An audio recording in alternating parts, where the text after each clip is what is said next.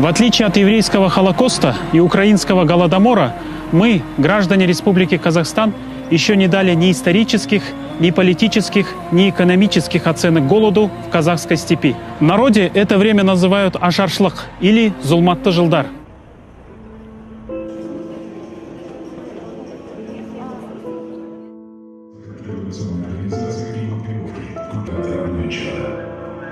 Большевики объявили об увеличении продразверстки в Казахстане. Баяғыда сүрілу керек еді, егемендік алған кезде. Көп апаларымыз жылап отырды. Әрбір затты өз атымен атау керек. Ақты ақ деп, қараны қара деп. Енді 2 миллион қазақ өлгесін, оны геноцид деп есептеймін.